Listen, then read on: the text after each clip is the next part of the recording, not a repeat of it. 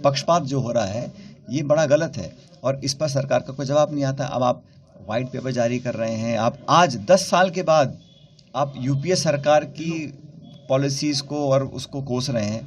अरे वो 10 साल निकल गए, आपने 10 साल में क्या किया है जनता जानना चाहती है। मनमोहन सिंह जी सरकार को गए 10 साल हो गए, इन 10 सालों में एक नई जनरेशन सामने आ गई है, उनके लिए आपने क्या किया है। और जो खाई बढ़ गई है आज अमीर गरीब की, वो कल्पना से परे है।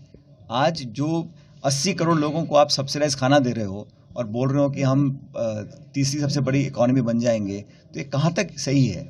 मुझे लगता है कि सरकार को आत्मचिंतन करना चाहिए कि सिर्फ प्रचार प्रसार और प्रोपेगेंडा ये करना ठीक है या नीति निर्माण कर लोगों के जीवन को बेहतर बनाने की दिशा में काम करना चाहिए। आपने मंदिर की बात की, योगी आदित्यनाथ का एक बयान आया है कि पांडवों ने 5 मांगे थे, हमने तो सिर्फ 3 मांगे हैं। फिर वो कह रहा हूँ, जो बयान यूपी के मुख्यमंत्री जी का आया है या बाकी लोग देते हैं, वो सिर्फ और सिर्फ अखबार में छपने के लिए देते हैं। उससे आम लोगों के जीवन को बेहतर करने का कोई उनकी मंशा मुझे दिखती नहीं है। मुझे लग रहा है कि जो हमारा इंडिया अलायंस है वो मुद्दों पर राजनीति करना चाहते हैं और मैं चाहता हूं कि ये चुनाव हो, इश्यूज़ पर लड़ा जाए। पब्लिक को जो रोज़मर्रा की दिक्कत आती है, नौजवानों को जो आज तकलीफ़ हो रही है, उसका निराकरण कैसे किया जाए, उसका आपके पास क्या रोड मैप है, उस पर चर्चा होनी चाहिए। वो ना करके ये वो यूपी के मुख्यमंत्री और बाकी लोग ऐसे भाषण देते हैं ताकि ये अखबार में छपते रहे दिन भर। लोकसभा चुनाव को लेकर बीजेपी पूरी तरीके से सक्रिय है। एक अभियान शुरू किया है, गांव चलो अभियान, जिसमें बीजेपी के 50,000 से ज़्यादा नेता गाँवों में एक रात गुजारेंगे और सरकार की योजनाओं का प्रचार प्रसार करेंगे। देखिए, ये उनकी पॉलिटिकल पार्टी का अपना एजेंडा हो सकता है, लेकिन जो नई सरकार बनी है, अभी सरकार बने बहुत कम समय हुआ है, उनको तो अपनी डिलीवरी पर फोकस करना चाहिए। जो विधानसभा में वादे किए हैं चुनाव लड़ने से पहले, उस पर पूरा उतरने की कोशिश करनी चाहिए।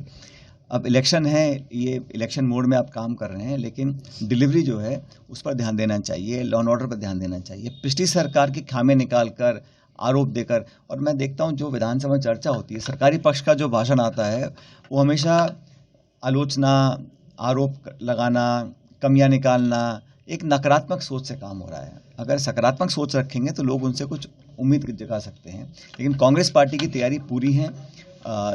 मैं छत्तीसगढ़ का प्रभारी हूँ, वहाँ पे राहुल गांधी की यात्रा कल से चालू होगी।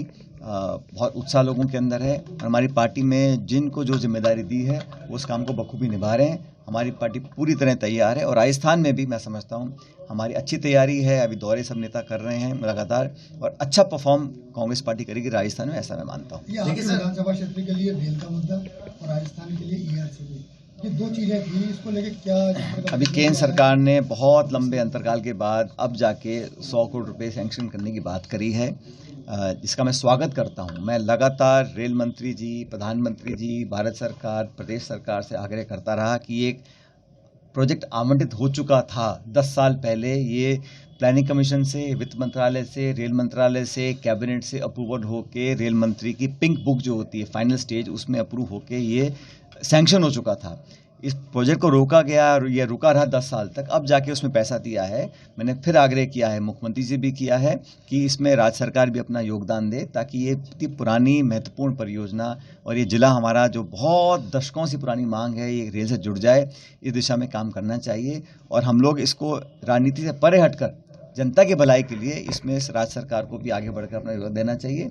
और केंद्र सरकार ने जो पैसा दिया है उसका मैं स्वागत करता हूं, लेकिन पर्याप्त नहीं है।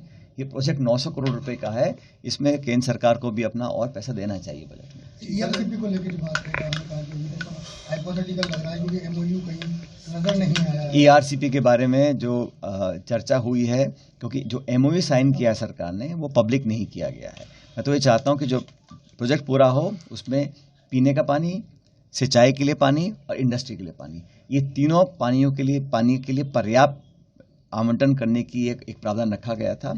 उसमें कटौती ना हो, ये राज्य सरकार की जिम्मेदारी है। जो साइन किया MOU, अभी हमको मालूम नहीं उसका एंड में क्या है, मतलब उसमें कितना हमको प्रदेश को मिलेगा, लेकिन प्रदेश के हितों के साथ कहीं समझौता ना हो जाए, मुझे इस बात की चिंता हमेशा रहती है। मैं उम्मीद करता हूं कि वर्तमान सरकार प्रदेश के लोगों की पानी की जो रिक्वायरमेंट है उसको अपनी राजनीतिक दोस्ती या मध्य प्रदेश सरकार से सहमति के चक्कर में नुकसान ना हमारा हो जाए, इस बात की मुझे चिंता रहती है। देखिए सर, टोंक की बात करते हैं हम। टोंक तो विधानसभा क्षेत्र की ठेकेदारों का पेमेंट, मैंने आज सुबह मीटिंग ली है सभी अधिकारियों के साथ जो पीडी खाते हैं, जो पेमेंट्स हैं, रुकी हुई थी और इसका नुकसान ये हो रहा है कि वहाँ निर्माण कार्य रुके हुए थे। लेकिन मैंने कहा है कि जल्दी पेमेंट कराएं ताकि काम चालू हो सके। मुझे आश्वासित किया प्रशासन ने कि अगले 2-4 दिनों के अंदर सारे निर्माण के काम दोबारा चालू करेंगे।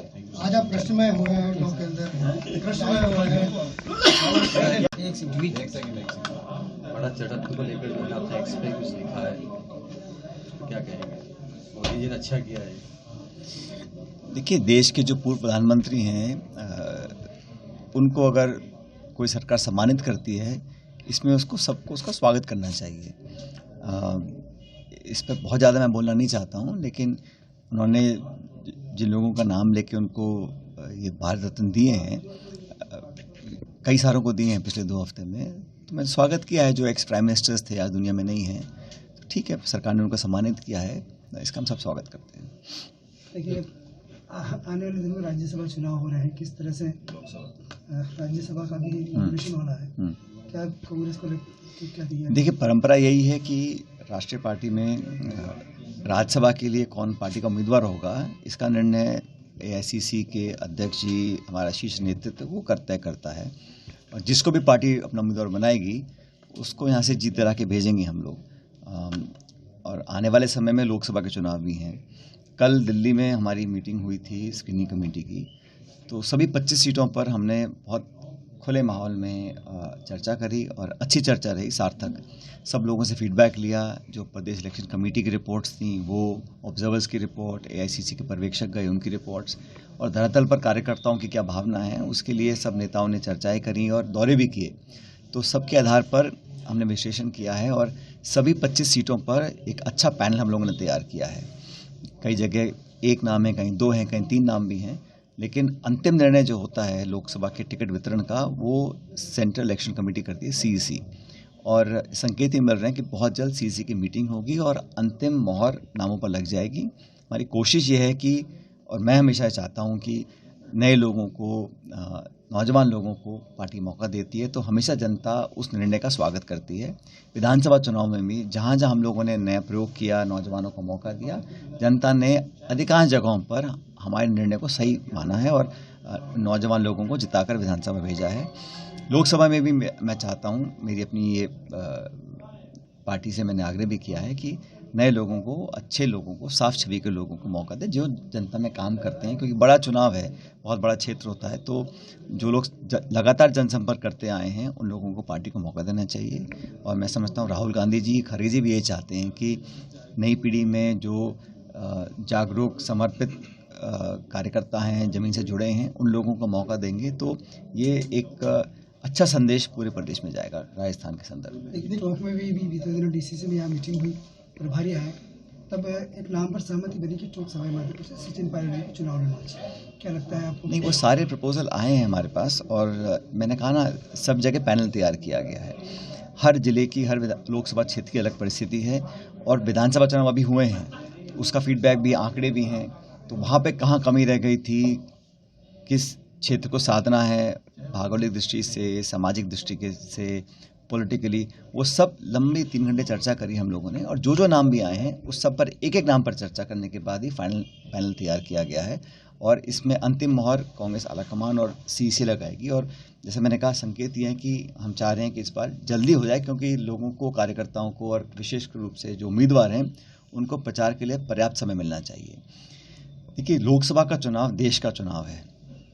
इस चुनाव में पिछले 10 साल में जो बीजेपी ने अपनी सरकार चलाई है, एक पूर्ण बहुमत की सरकार है, कोई कोलिशन के पार्टनर्स का दबाव नहीं है, अपने मन से पार्टी और सरकार उन्होंने चलाई है। इस सरकार चलाने में 10 साल में प्रचार हुआ है, प्रोपेगेंडा हुआ है, बहुत सारी बातें कही गई हैं, बहुत सारी बातें बोली गई, लेकिन धरातल पर इनमें से कौन सी स्कीम्स कारगर साबित हुई हैं, जनता इसका आकलन कर रही है। 10 सालों में किसान के क्या हाल हैं, जो खेती करते हैं उनके लिए खाद, बीज, बिजली, पानी कितना महंगा हुआ है। MSP पर बार बार कहा गया, और देखिए स्वामीनाथन जी को भारत रत्न दिया, मैं स्वागत करता हूं उसका, लेकिन स्वामीनाथन जी ने क्या कहा था, उनकी जो रिपोर्ट है 10 साल में आज उस व्यक्ति की रिपोर्ट को हम लागू नहीं कर पाए हैं। 3 काले कानून बने, दबाव आया तो कानून विड्रॉ कर लिए। एमएसपी को एक अमली जामा पहनाने की बात की गई थी कि एमएसपी पर कानून बनना चाहिए, अभी तक केंद्र सरकार ने किया नहीं है। अभी फिर किसान आंदोलित हैं, लगातार चर्चा और वार्ता हो रही है, लेकिन ले दे के किसान वर्ग को बहुत कुछ हासिल नहीं हो पाया इन 10 सालों में, ये एक हकीकत है। नौजवानों के लिए रोज़गार की बात बीजेपी ने कहा कि 2 करोड़ प्रतिवर्ष रोज़गार पैदा करेंगे। अब वो कहते हैं साहब नौकरी नहीं, हम रोज़गार की बात करते हैं, लोन दे रहे हैं, लेकिन आंकड़ा साफ दिखाता है कि आज़ाद भारत के इतिहास में जितनी बेरोज़गारी आज है इतनी कभी नहीं हुई। तो शिक्षित नौजवान लड़के लड़की आज रोज़गार के लिए त्राही त्राही भटक रहे हैं, उनका भविष्य अंधकार में उनको दिख रहा है, मन में असुरक्षा पैदा हो रही है।